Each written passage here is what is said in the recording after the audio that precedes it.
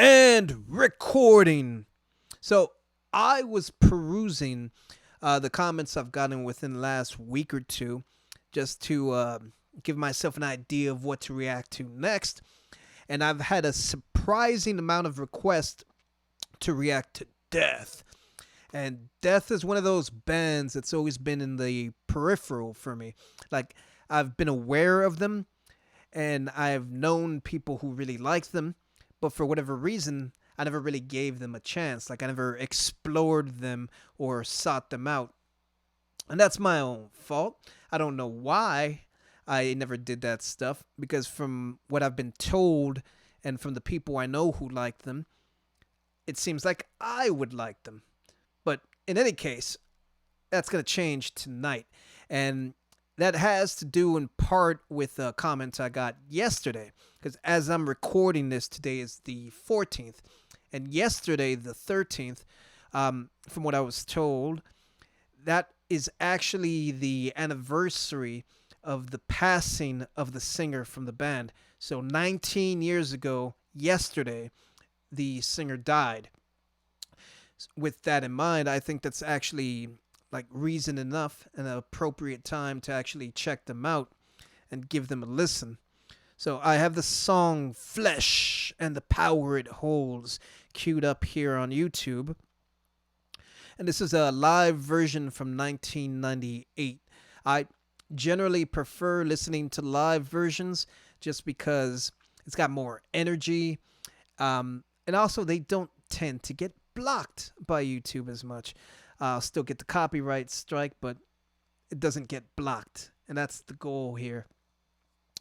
This looks to be about 8.5 minutes, roughly, which is the sweet spot for me as far as like song constructions go.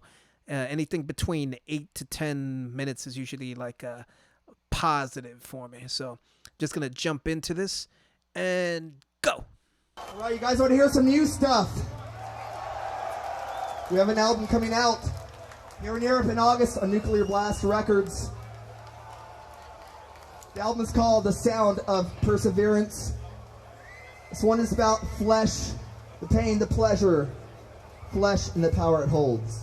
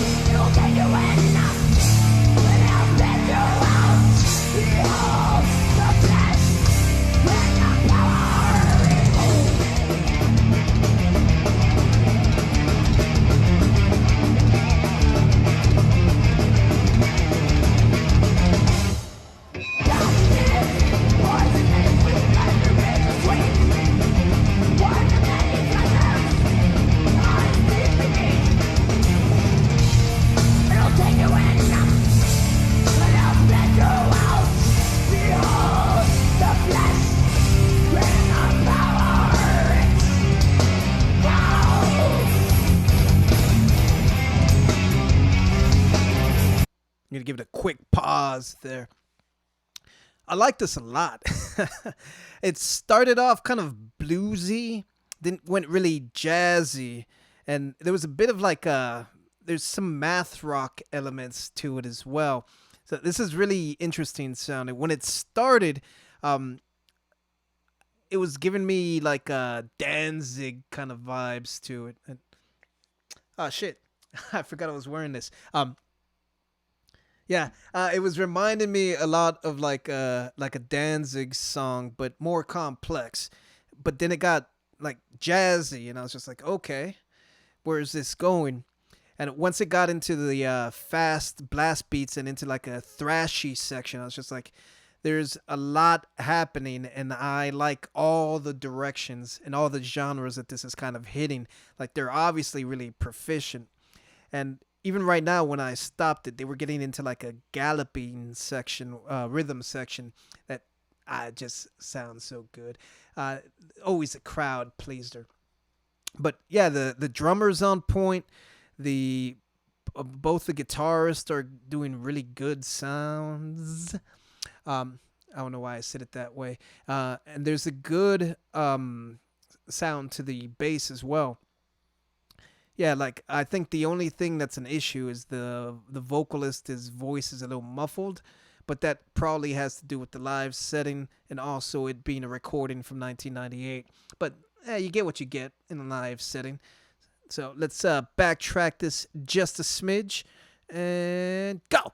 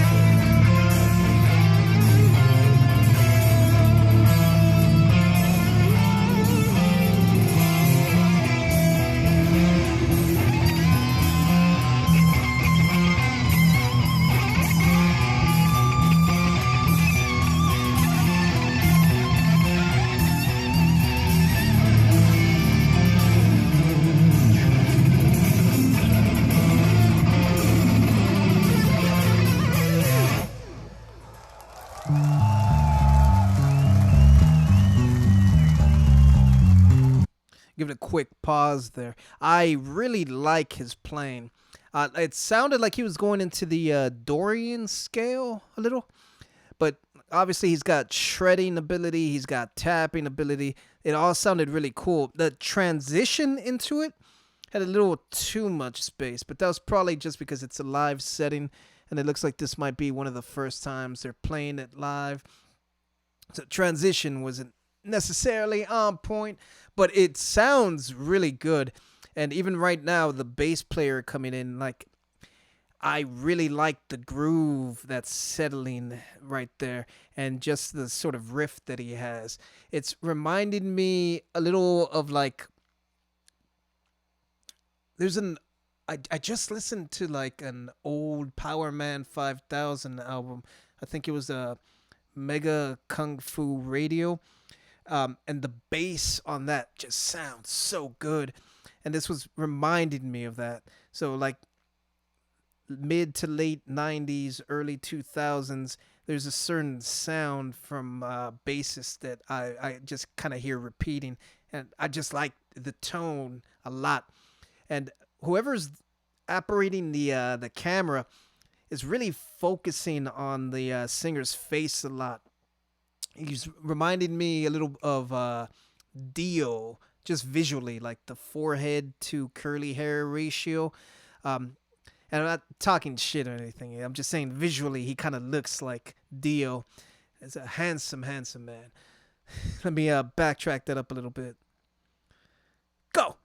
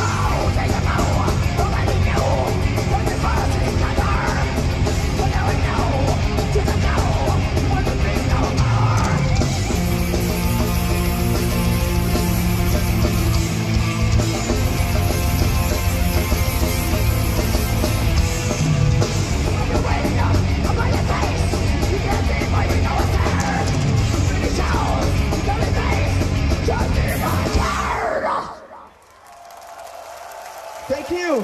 That's pretty damn good. That was pretty damn good. The riffage on this was excellent. And this is one of the few songs I've heard recently where I actually kind of want to look up the guitar tab and see if I can play this for myself. Yeah, I enjoyed this a lot. There was a lot of blues and jazz elements, like I said, like some math rock kind of sounds. I do feel like a couple of the transitions weren't necessarily handled the best, but it's a live performance. And again, this is a newish song at the time, it seems like. So they might not have had it down pat just yet. That being said, it still sounded great. The guitar work was awesome. The tom work on the drum kit, like everything was mic'd really, really well. The quality of the recording brought it down a little, but you can still hear how proficient they are and how good everything actually did sound given the time period and everything. But yeah, why haven't I checked them out before? What a fool! Shame, shame. But I'll definitely check out some more. What's the next song to go to?